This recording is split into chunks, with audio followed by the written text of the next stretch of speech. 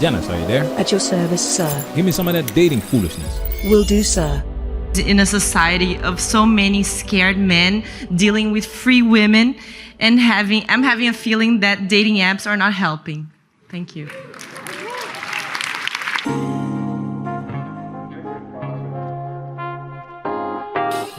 Woman asks, how can we raise feminist boys in a society where men are scared of free women?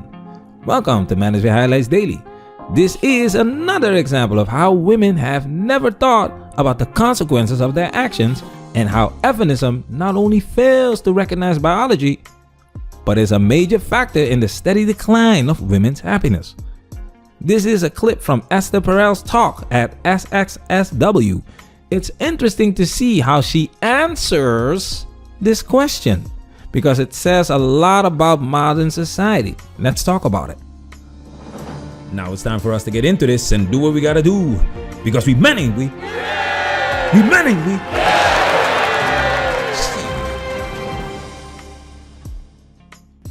Yes. Hi, I'm Lara from Brazil. This is the international crew. How can we raise feminist boys in a society of so many scared men dealing with free women and I'm having a feeling that dating apps are not helping? Thank you. This was her question, and now look at how Esther Perel handles it. And by the way, I just wanted to make this clear. I answered some questions. I'm thinking out loud with you. I sound super confident, but I am sure of nothing.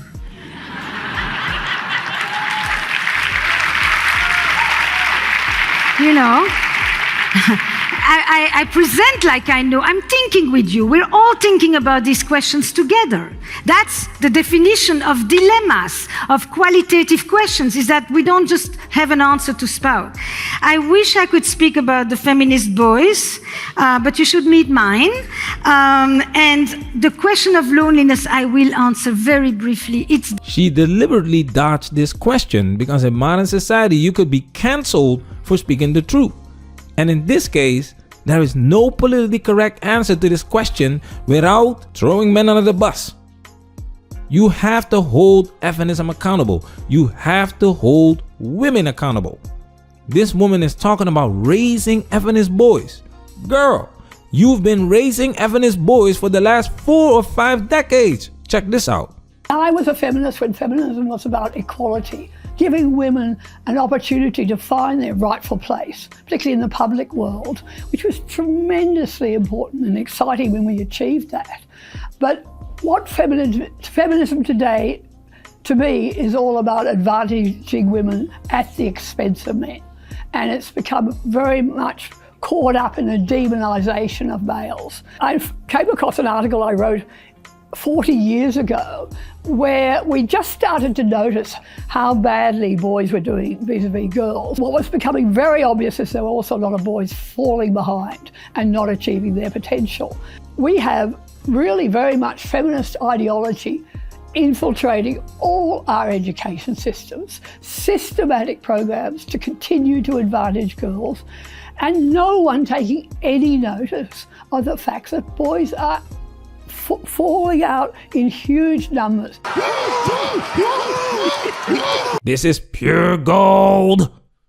Society is raising boys to give women what they want, and now they are complaining that these same boys that have become the man that they asked for are scared. The foolishness. You can't make this stuff up. She said, free women. These women don't understand what freedom is. Check this out. But what's wrong with it, I think. But there's a lot of women who would actually disagree with you, who say, look, I live in a society which is freer than ever. I have more choice than ever before. I can pick a wide range of careers. I can choose when I want to have a child. Surely these are all positive things, Mary. Yes, but they're not without cost. I entirely agree with you that these are all positives, but they're not cost-free.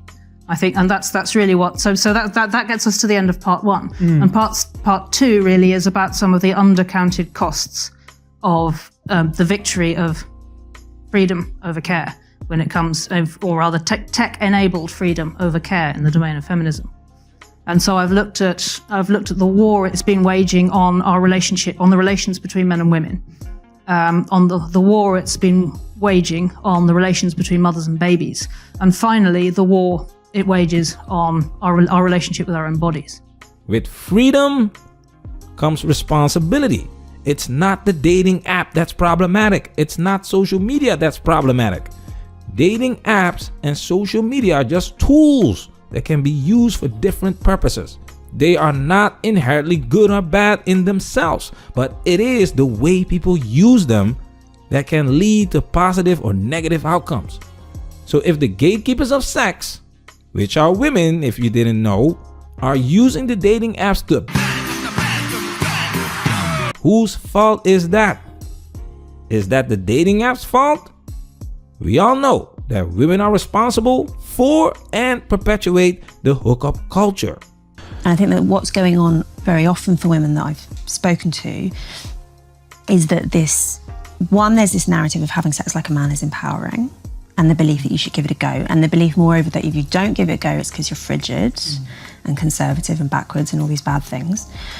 And two, the feeling that they sort of have to, because the assumption very often is that you have to sort of run the gauntlet of hookup culture in order to find a partner, that you can't possibly. I mean, one of the things that I advise in the book, which I'm told is a complete crazy thing to advise, is to hold off on having sex for a few months in the first few months of a relationship, because it's a good way of testing whether he's serious about you. It's a good way of not being clouded by hormones if you're trying to like vet a partner.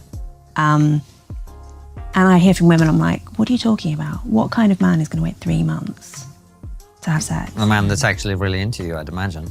But it feels impossible. Yeah. It feels like if you go out there on the dating market and you have that restriction applied, that you can't compete. Men are not scared of free women. It's these free women that are scared of responsibility, scared of rejection, and that's why they project their insecurities on men. Yesterday, we made a video about fat women talking that body positivity and liberation foolishness. Yes, I said it, foolishness, because they don't take men's dating preferences into account.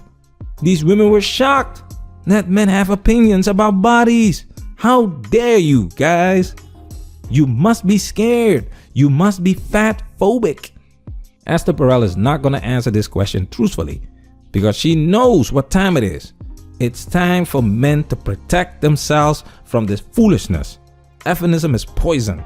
Feminism, as we understand it today in its mainstream sense, is a doctrine which argues that we can and should use technology in to the fullest extent possible to flatten the differences between the sexes. And what's wrong with that? Even at the expense of unborn lives. Manosphere, we working.